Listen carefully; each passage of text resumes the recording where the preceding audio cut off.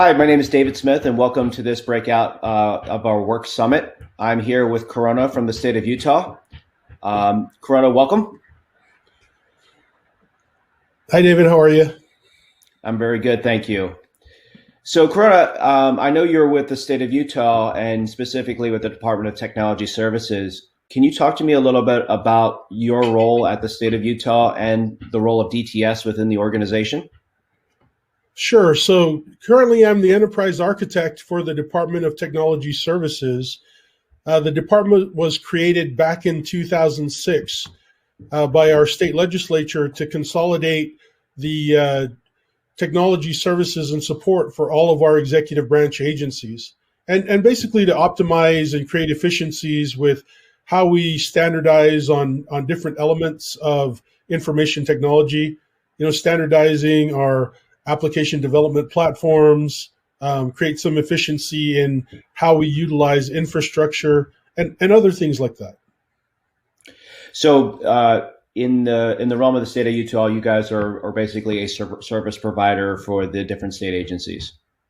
Exactly. So all executive branch agencies reach out to the Department of Technology Services for IT support. Awesome. So want to talk a little bit about the telework remote work project that you guys have undertaken. This was obviously something that you have been working on for a while. Talk to me a little bit about the initial drivers for telework within the state of Utah.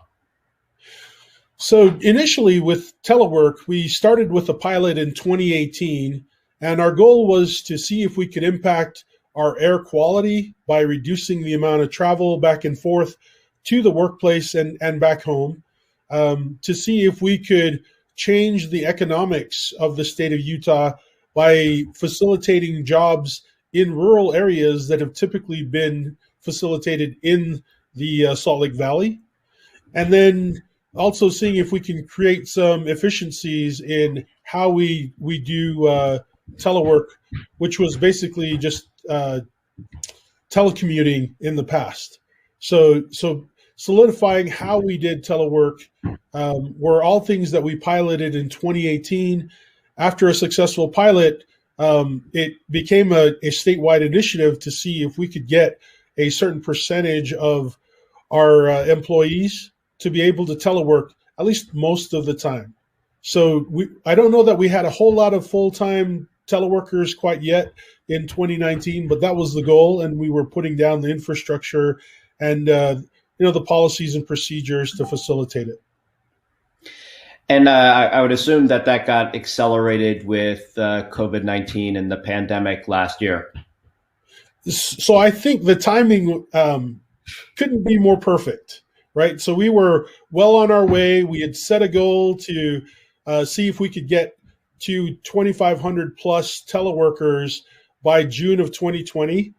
And the pandemic just accelerated that, so that by the first part of April, we were probably at 8,000 to 10,000 teleworkers. We also had a earthquake that March that kind of helped facilitate it too. So talk to me about the solution in general. Kind of how do you support your remote teleworkers, and kind of how is the kind of solution made up? So initially, we created a roadmap for telework to say, while we are standing up our desktop as a service infrastructure, we wanted to get people teleworking already. And so what we did was, early on in the roadmap, we said, hey, what about if we got people configured on laptops so that they were more mobile from the office to their home office, and then facilitated connectivity through VPN? And so that was the initial onset to how we implemented telework. But the goal eventually was to get to desktop as a service, or VDI in the cloud. And ultimately, that would be the long-term solution, because we had a 3-part digital workspace transformation that we were working on. Telework being one of those components, mobile work being another, and then ultimately hoteling, so that as people needed to come back and forth to the office, that we could schedule and facilitate their use of just about any device in the office to get them to their primary compute environment that they were using remotely. So from that comment, right? So your transformation that was happening with IT and telework was really going to drive larger kind of business process transformation across Utah with the way people worked. You talked about hoteling. Maybe dive a little bit deeper for me into that impact, right? So what was the state looking for as far as impact, both in the way that people worked, as well as overall maybe cost savings, or looking at driving different impacts outside of technology? So I think the biggest transformation was going to be trying to get workers to be able to do what they always did in the office, but from a remote location. And then adding the enhancement to that to say, if you wanted to move from your remote location to another location, that you weren't locked into any one particular site, that the technology would follow you wherever you went. So that said, part of the challenges that we had to address was, how do we provide support for that? Our current support paradigm was, we had a bunch of desktop support folks, help desk folks situated to facilitate access from the 700 plus locations that we support today. And then adding telework to that increased the number of locations that we supported, so that we now had thousands of locations we had to support. And it wasn't feasible for us to send somebody out to take a look at your machine and get it fixed. So we had to change the paradigm to some degree so that we could quickly determine whether it was a hardware issue or a software issue. And then how do we address that so we could get you back into productivity as soon as possible? So that's where the desktop as a service environment came in, was that if we could get DAS stood up, then really all we had to deploy to your hardware was an agent or a browser, and then you could access your compute environment. And then the thought was, if you could do that from a remote location, why not use that as your primary workspace in the office as well?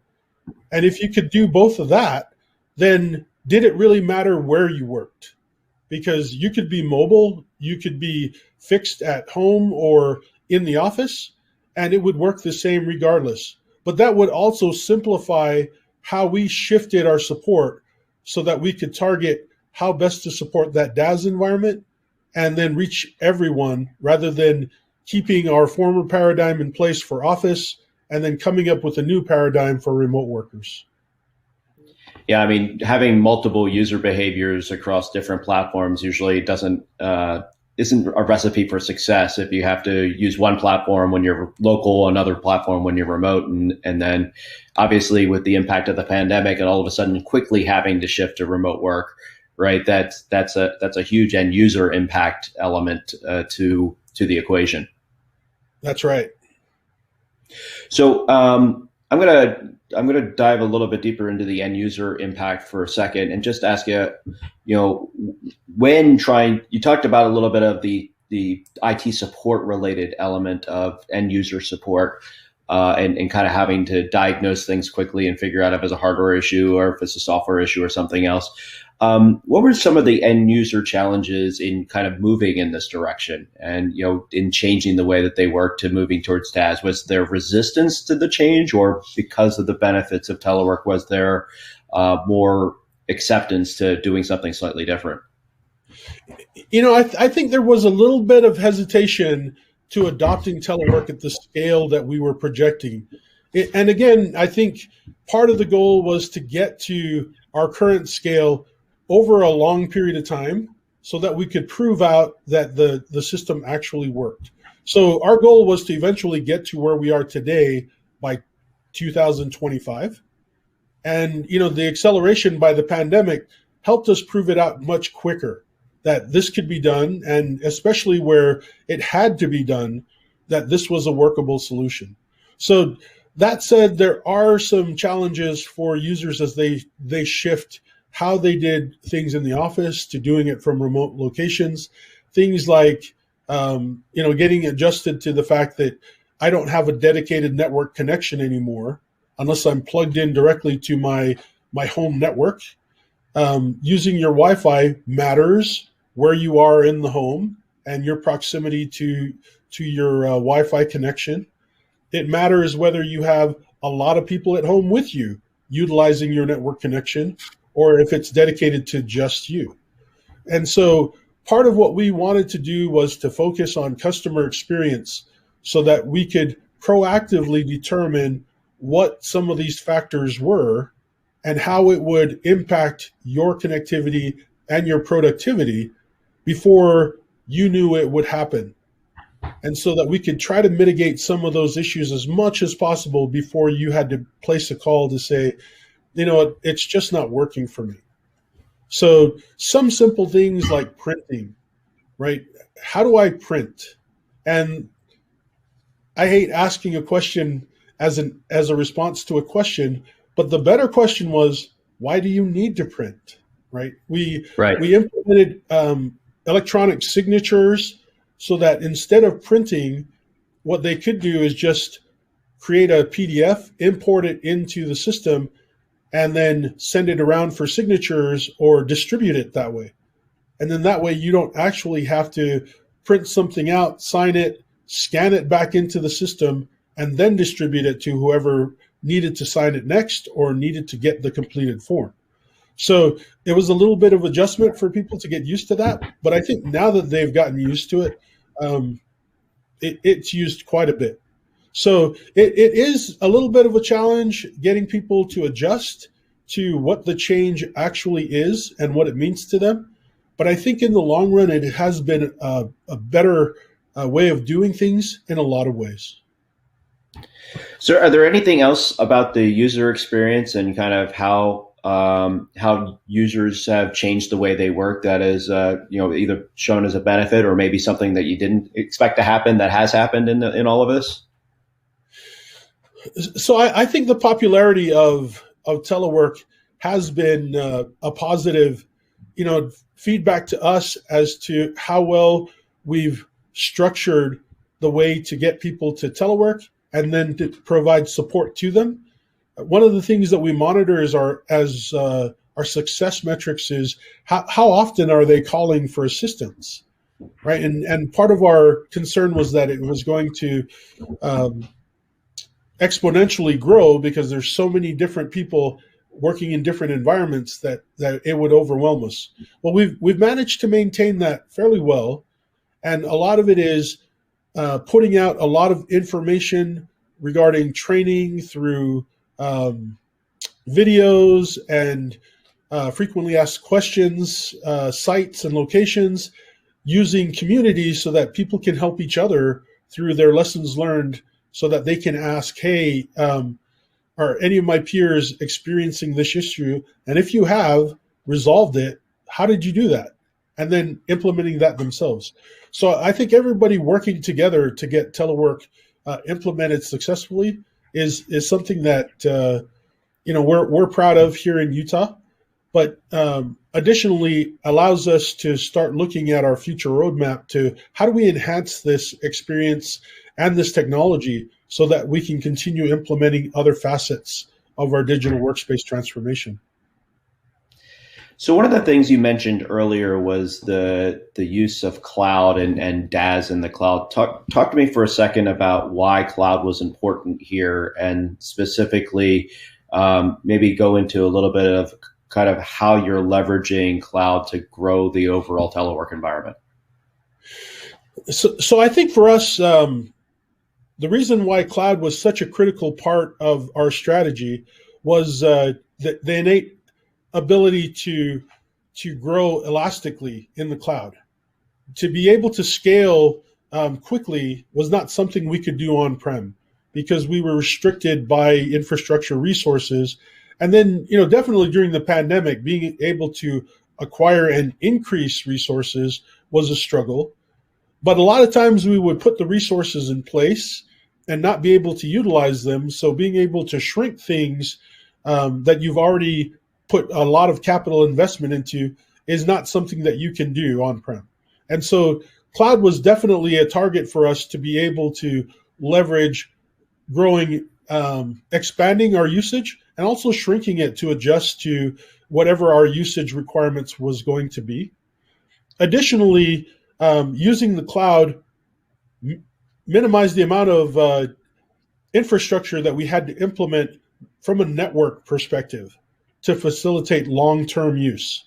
So I think one of the challenges we had with Telework initially was we had a pretty good network built out to facilitate in-office work, and pushing out those resources so that they're working from remote locations created a little bit of a bandwidth struggle internally, where we had all of this information coming into the network and then being rerouted back out to the network like we used to do when they were all in the office.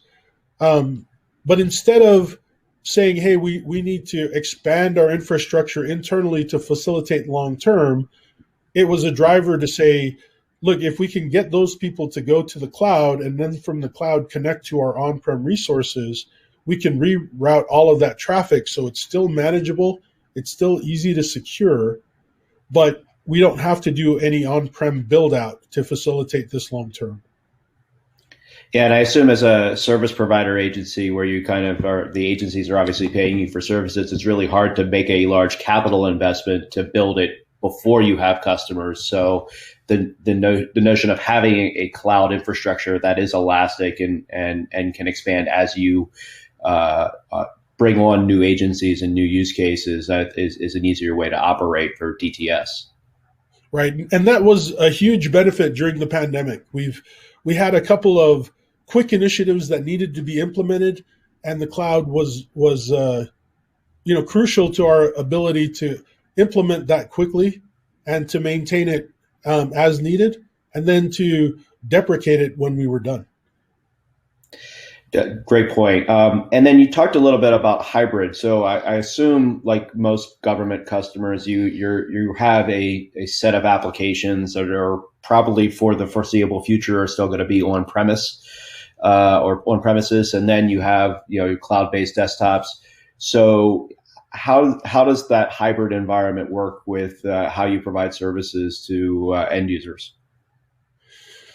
So I think for our end users, the goal again with a customer experience is that we obviate whether what you're accessing is in the cloud or on-prem, right? As far as they're concerned, it's all in one place. Performance is the same regardless of whether it's in the cloud or not.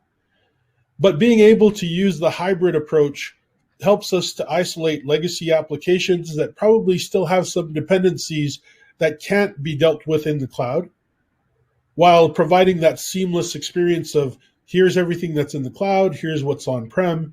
They work seamlessly together as if they were all back on-prem like they used to be. And we can scale at any time. And when things are ready for modernization and we've got everything ready to upgrade, we can port it into the cloud. And if it's not working well there, we can always use our exit strategy to bring it back on-prem. So I think for now, that's our strategy, is to allow people to port things back and forth as needed. We're still somewhat young in our adoption of the cloud and getting to understand what everything means. One of those things is, while elasticity is great, there's still that cost to it, right? And I think that's still a paradigm shift, where in the past, it's like, hey, the Department of Technology Services, we need more stuff. We use it. We typically don't increase our costs because we've got some of that overhead built in our capital investment. Not necessarily true in the cloud. That's part of the elasticity, is if you grow it, your costs increase. Yeah, so there's something about the predictability of capital expenditures versus the subscription-based services or cloud-based services that as you use more, you will pay more, right? So I think that there's a balance of being able to plan for that as well. Right, but I think as people become more familiar and more mature with how that happens, it'll become easier and easier for them from a predictability standpoint to know what their projected usage is going to be, so that they can budget and plan for that long term. So one of the things we haven't talked about, but I do want to ask you about is security. So obviously, moving to a large number of teleworkers, different considerations as far as security goes. So talk to me a little bit about the considerations you made and some of the benefits you've seen in the solution that you've deployed. So I think for us early on, security has always been top of mind for us to make sure that we allow access to resources and use to be as secure as possible. And at the time, it was expedient for us to use VPN to make sure that connectivity back into our data and resources was as secure from a connectivity standpoint as possible. The fact that they were using state provisioned resources helped in that.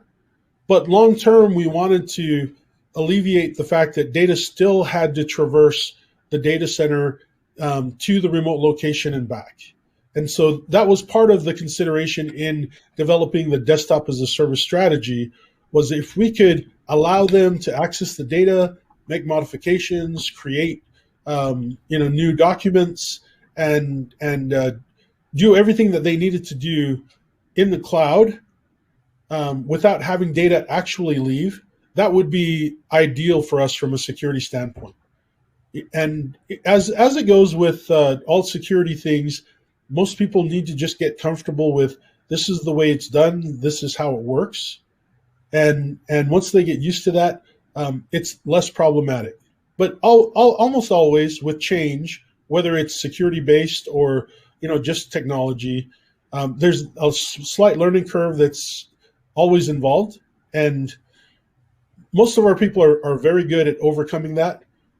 Some not so much, but because they have more unique use cases that have to be addressed. And so we try to focus as much time on obviating the need for custom solutions as possible, but knowing full well that there are situations that may require it. Yeah, I mean, I think what I've seen with most of our customers is that, there's a good portion of the population that can usually be handled by kind of a standard set of tools and solutions. And then you're going to have those one-offs. But if you focus too much on the one-offs, you don't get the large value that you really are going to get by focusing on the large population of users that you can address. And, you can solve the 80% problem first, right? Then the other 20% or even 10 or 5%, it's probably smaller than 20. They can be solved as one-offs as you go along or in the end, but you get your largest benefit, your largest bang for your buck by handling the larger population. I agree. And one of the critical things for us is looking at fostering a ring deployment method. So we have a pretty solid array of how things are deployed.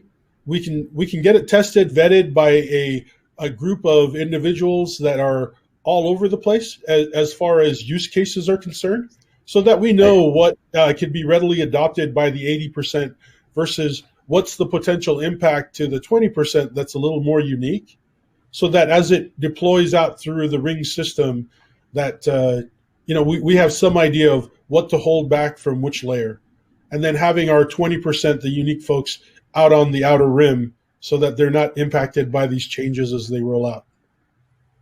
So interesting about your kind of test users, the users groups that you initially try to roll out to. Is there a certain profile of person you look for in having test users, or do they tend to be more vocal, or do they just tend to be specific use cases that are common? How do you kind of assess who your initial users are?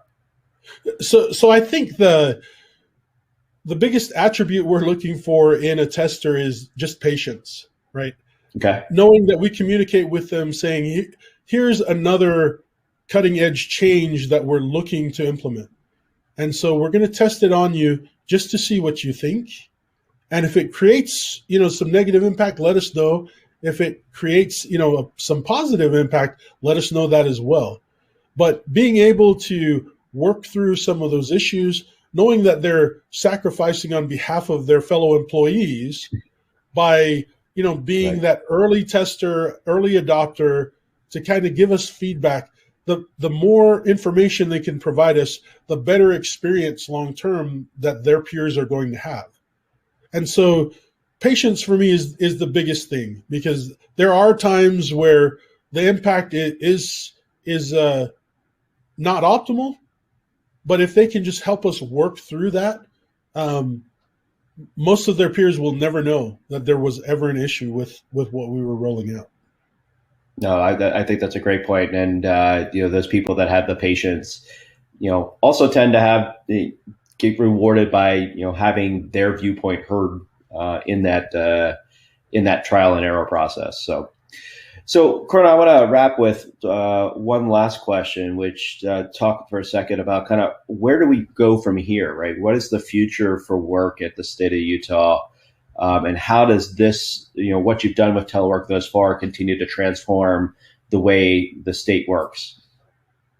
So I think our ultimate goal, if we were to complete the roadmap we have in place for our digital workspace transformation, is that ultimately we can provision anybody anywhere on any device, right? It'll take some doing to get there, but that's ultimately our goal. And with mobile working and hoteling, by definition, that's really the goal we're trying to reach. Hoteling, for instance, if you walk into a building, you've got a reserved space that you're going to work in for a day, a couple of days, maybe even a week or two. The last thing you want to do is plug in your machine, not have it work, and then be unproductive while you're there.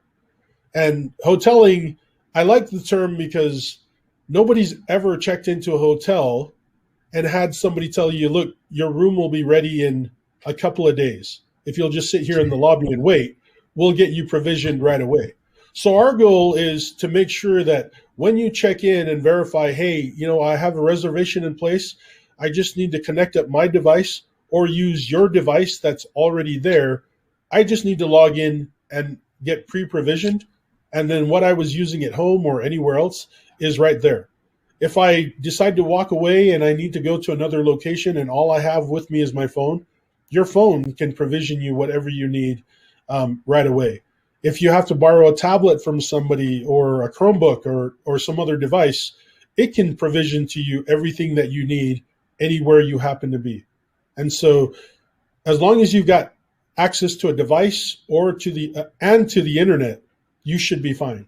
And so that's our ultimate final product that we want to implement with the digital workspace transformation. And along the way, making sure that it's such a good experience that users are comfortable using it wherever they are. Yeah, it's absolutely user experience matters in all of this, right? It's that if the experience isn't good, the users won't use it, or they'll revolt in the process, and you don't get to where you ultimately want to be. And that's a huge benefit of the way you guys have rolled this out, is that you've taken the time to listen to the users and be able to grab their feedback and ultimately put a solution to get in front of them that is something that they want to consume. Well, Corona, I do want to thank you for your time today. This has been a very insightful look at the state of Utah and DTS and how you guys are transforming the way that the agencies in Utah work. Thank you again for your time today. Thank you, David.